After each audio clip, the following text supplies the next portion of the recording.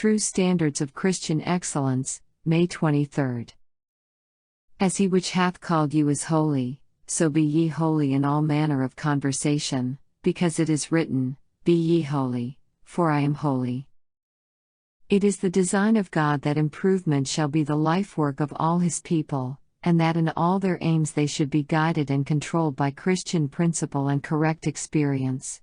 But many fail to understand the true object of life, and under the influence of cherished errors, they sacrifice all there is of life that is really valuable. The true man is one who is willing to sacrifice his own interest for the good of others, and who forgets himself in ministering to their happiness. Intellect is a mightier force than wealth or physical power. If sanctified and controlled by the Spirit of God, it can exert a powerful influence for good.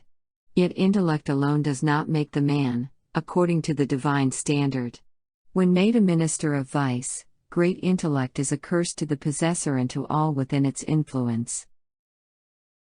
One's claim to a true manhood must be determined by the use of the powers which God has given him. Lord Byron had rare intellectual gifts, but he was not a man, according to God's standard.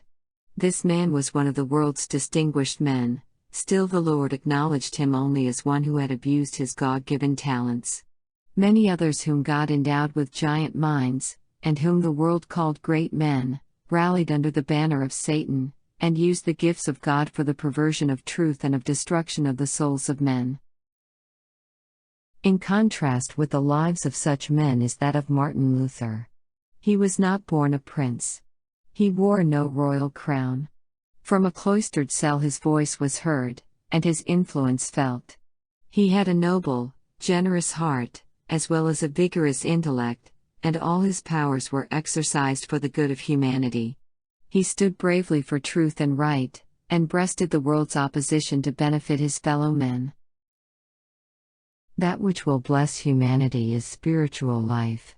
If the man is in harmony with God, he will depend continually upon him for strength. Be ye therefore perfect, even as your Father which is in heaven is perfect. It should be our life work to press forward continually toward the perfection of Christian character, ever striving for conformity to the will of God, remembering that the efforts begun upon earth will continue throughout eternity. God has set before the human family an elevated standard, and he who is true to his God-given manhood will not only promote the happiness of his fellow creatures in this life, but will aid them to secure an eternal reward in the life to come.